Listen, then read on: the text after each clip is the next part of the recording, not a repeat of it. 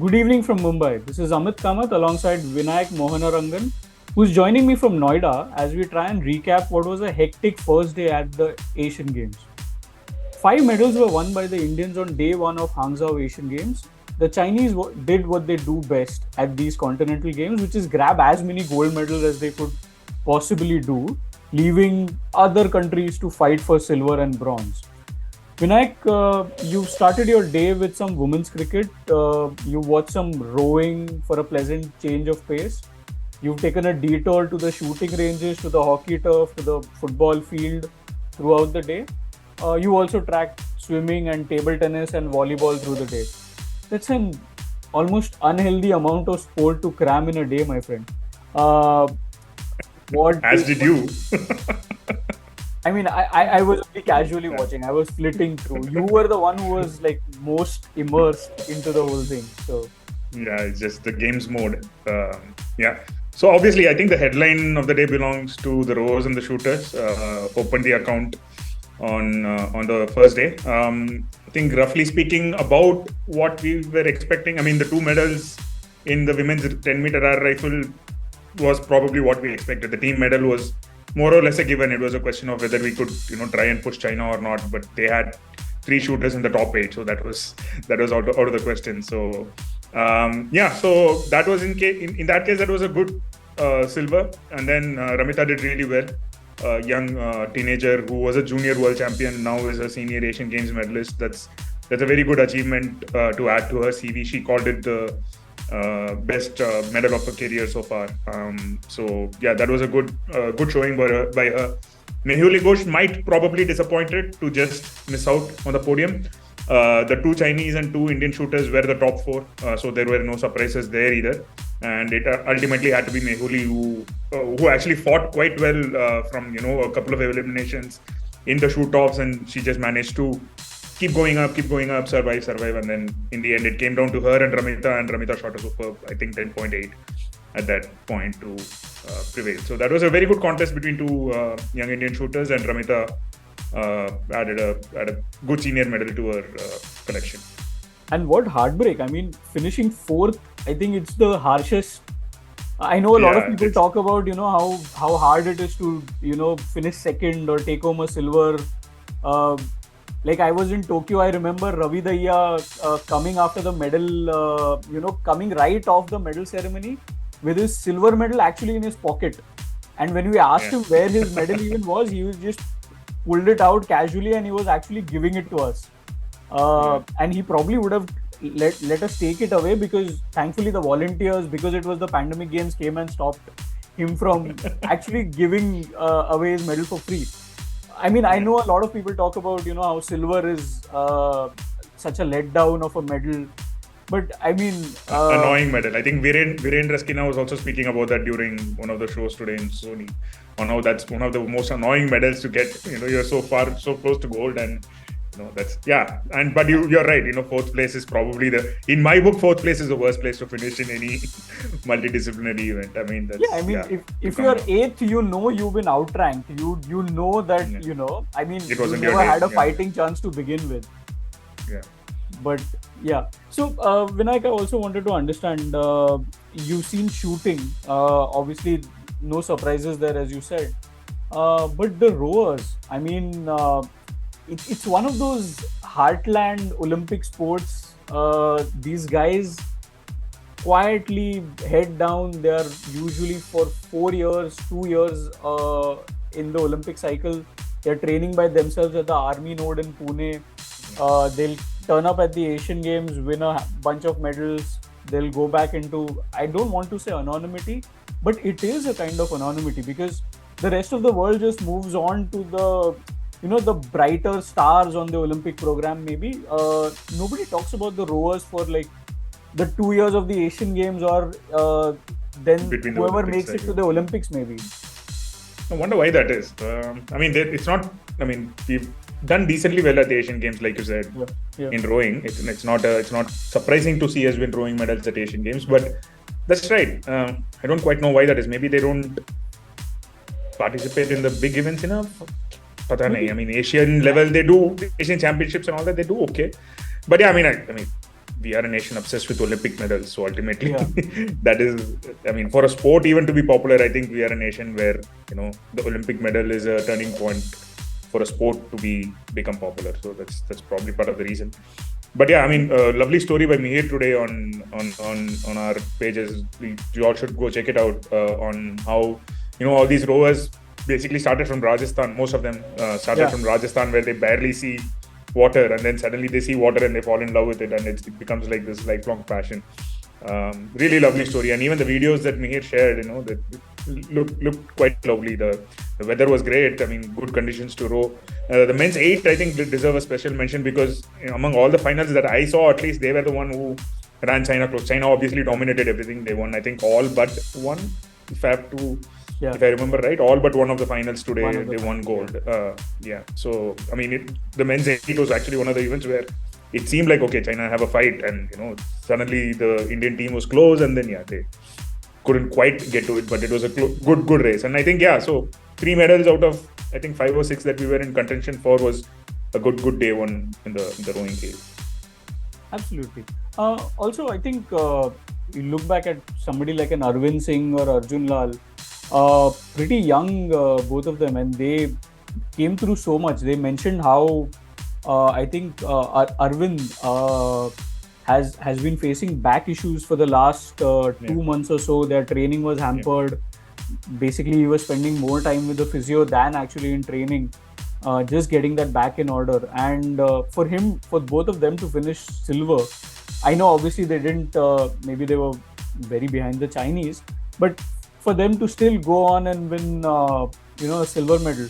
And I wonder what happened in that other medal where Parminder was competing, and they were, leading at, they were second in that at one point at the halfway mark even. Yeah. And suddenly we see that they finished 6th. So, injuries. We couldn't get information on that. Yeah, it might have been a cramp or suddenly when you see the 1500 mark, even the commentator was surprised. Like, where are the Indians? They correct. Seem to have a very good start, and then suddenly in the last 500, I think they just fell away. I think the point you mentioned about the back issues, they actually in that interview on Sony, they sounded a little disappointed to finish with silver. I mean, obviously silver is great and all. They were like, this has been our dream to we've been working on this for the last few years. We've been in camps and all that they said. But in one of the answers, they did sound a tad bit disappointed to finish with the silver. I think they genuinely had like hopes of like if maybe they were fully 100% fit, maybe they could have ran China close. Is that the sentiment I got from that little interview that I saw? So that's a good sign. I mean, you win silver and then you're not exactly like 100% satisfied with it. That's always a good sign for an athlete, I think, right? So so that was rowing and shooting, and I guess the other medal. So these are the 5 medals, but the other assured medal came from cricket, which we'll know the color tomorrow, Monday, when the Indian women's team take on Sri Lanka in the final. It's another India-Sri Lanka Asian final, not long after the men's Asia Cup final that just happened a few days back. I have a feeling this is going to be closer than that. If we get a full game today, both games completed. So there was even bright sunshine for Pakistan versus Sri Lanka. Like, I saw sunlight and like people were sweating and all that. So there's like, okay, this place in China does have sunlight, and I mean, it didn't look like that for the first couple of days. But so finally both quarterfinals were complete. Both semi-finals were complete. Yeah. So that's good. I mean, we didn't have like people progressing on higher rankings and all that. That's just which was a little bit right?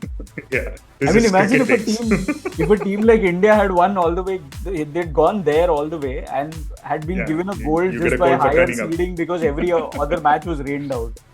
No reserve day, nothing like that. Early morning, that did seem like a possibility when the conditions were overcast, which actually made me very surprised that Bangladesh actually opted to bat first. Their strength is their bowling. I thought they'll put India under pressure. They have a really young, great fast bowler in Maruf Akhtar, and they just opted to bat, and Pooja Vastrakar 2 wickets in the first over, and that's Bangladesh just never recovered from that. And speaking of Pooja Vastrakar, she wasn't even in the original Asian Games squad that was pegged. She came in as a replacement for Anjali Sarvani, who got injured, and makes you think about the women's cricket selection, which there are more questions than answers, as we like to say.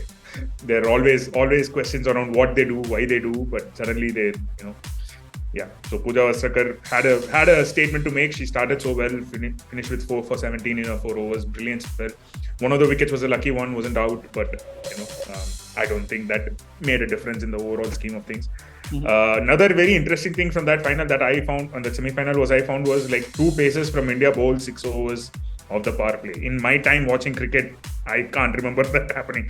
You always have a Deepti Sharma or a spinner bowling. Yeah. I mean, wherever we play, South Africa, England, it doesn't matter. So I tried looking up whether we can find out when the last time that was happened, but couldn't do that. But that was very interesting. Where three seamers bowled the first 7 overs, and I'm wondering if that was like kind of a first for the Indian team, which is historically very spin dependent. But yeah, overall a very convincing win, and I have a feeling tomorrow is going to be close because Sri Lanka have been playing some wonderful cricket in the last couple of months in the T20 format. Win at home against New Zealand, series win away in England, and they actually dominated Pakistan today. And another important feature of their wins have been how they're not dependent on their captain Chamari Atapattu anymore. Even the run chase today could have been tricky when they lost her early. In the past, they have collapsed a lot when Chamari falls early, but today they steadied themselves. Not a big target, but they steadied themselves, and I think it sets up a very good final tomorrow if we can have a full game, which is at 11:30 a.m. IST. Should be a good contest, I think, if the weather holds. So looking forward to that. So another medal assured for tomorrow, and among other things. So India, our guaranteed 6 medals so far. So let's see how tomorrow goes. Yeah, speaking of assured medals, I think Nikhat Zareen, we can maybe just be a little cheeky and just say that she's assured a medal because, I mean, it's kind of the idiosyncrasy of the Asian Games, right? They've decided to do away with the whole concept of draws altogether, or seeds altogether. Yeah. And I mean, Nikhat Zareen in the first round at the boxing event faces the woman she had to beat in the final of the World Championship to be the world champion at Delhi earlier this year. So a bit of a, I don't know whether she now just has to turn up for the rest of the games. I know that's there is a Chinese boxer. Yeah, the Chinese didn't turn up for the Delhi World Cup, so that's going to be the Chinese presence is here. So that's obviously the big challenge that's going to be for Nikhat. But I mean, whether she goes all the way or not, but just the way she fought today, I mean, there was one of the comments on Twitter that said, Vietnam's Nguyen did win silver, but it's not like it was the strongest field apart from Nikhat, and maybe we shouldn't read too much into that. But still, a world championship silver medalist. I mean, she must be doing something right. Yeah. And then to completely dismantle her, I was telling someone else, if that was any other boxer, I think the referee would have stopped the contest in the second round. Yeah. 3 standing counts. I don't think any other boxer would have, just because it was a world championship silver medalist, and I think out of respect and possibly there might be a comeback or whatever, the referee let the bout continue. But any other boxer, I have a strong feeling, could have been done in 2 rounds. That's how dominant Nikhat was. Just a special talent, right? I mean, we keep thinking, this might be tricky, there might be pressure, and she just keeps on showing up and delivering these big results. So yeah, let's see. Good start for her, and yeah, hopefully that's. I expect her to fully medal. There is no surprise, but let's see how far she goes. She's been unbeaten as well. I think last 5 events, I think she's not lost a bout going back to last year. That she's entered. That's a crazy record. So yeah. Also, just for our listeners, anybody who's tuning in, we'd just like to do a little bit of a shameless plug. Vinayak and me and a bunch of other people from my team, we've been running the live vlogs since 6 a.m. in the morning, so it would be nice if you want to check out our work. You can obviously go to the indianexpress.com, check out our live vlogs. We'll be live tomorrow at 6 a.m., right, Vinay? No rest. Yeah, I think the shooting maybe a little later, maybe 6:15, I guess. But yeah, there's no cricket at 6:30, so it's just shooting and rowing in the morning. So yeah, it's going to be another busy morning though. If you can, let's just wrap up today. I think one of the couple of things that we need to speak about is table tennis. Among all the good things that we spoke about, table tennis was a bit of a disappointment today. Yeah. The women's team had chances to defeat Thailand in the round of 16. Manika Batra lost 2 matches. Maybe the first one was, the last match she lost this is a 5th tie was against her opponent ranked very close to her. So maybe that's understandable. But the first match she should have won, and Haika had her chances in the 4th match. It was a tie that India could have won, and they'll be regretting that. And I think It's just another major event where Manika's form has come under a little bit of question mark. After Birmingham, she did recover to win that Asia medal later in the year, but this is another multi-event that has not gone quite to plan. Just in terms of her results, maybe India, the women's team, were not medal contenders, maybe, but that was a tie that they could have won. The men's team did well, recovered really well against Kazakhstan. Sharad Kamal was down 2-0, 2 games to love in the fifth deciding game, and then deciding match, and then he came back to win that and bring India into the quarterfinals. They are the bronze medalists from last time, which is that was a huge achievement last year, right? To win a table tennis medal at Asian Games of any kind is a big deal, and they did win the team men's event bronze last year. But the same opponent who defeated them in the semis, Korea, ended their hopes this time. So they fell short in quarterfinals.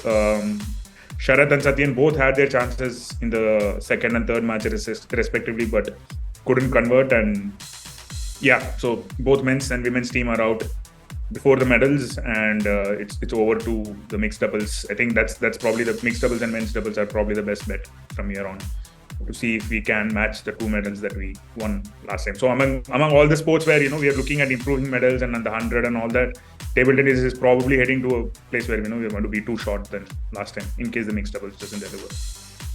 Absolutely. Well, that's all the time we have for today. It's been a hectic day of sports. Just a quick word on football before we log off. Absolutely. Why not? Even the men's. The hockey team. Let's focus on the hockey team once semi-final starts. Till then, it's a matter of the goal difference. 16-0 win today against Uzbekistan with 3 players scoring hat-tricks. But the football team, so much has been written about them. So much controversy, drama and all that. And, they have probably achieved what they came out to achieve. Yep. The China match was a write-off, as I think Steammatch himself put it. And then it was a question of whether they can recover enough to get positive results against Bangladesh and Myanmar, and they did it. Just about hanging on for a 1-1 draw today. So, they're through to the next round. So that's probably the first step of what they. That's probably mission accomplished for them in terms of what they came out to achieve here. So let's see who they play against next and whether they can pick up some interesting results. So and that's that for most of. There's a lot of events, but in the time given to us, this is what we can cover. Amit, tomorrow more medals. Shooting, Rudraksh Patil is in action, world champion. Hopefully. 10-meter air rifle is going to be interesting for another men's team event. So that's probably where a medal is going to come from early in the morning. Few rowers in action. So, and the cricket final, obviously. The cricket final, All right. So that's what you have to look forward to tomorrow. You can also go up to indianexpress.com and we'll have a live blog running through the day. We'll have copies up almost every hour or so, tracking everything that's happening. So you can also track whatever is happening on our Twitter handle, expressports.com. So thank you so much for logging in, listening to us. This is me, Amit Kamath, and my colleague Vinayak saying thank you and goodbye.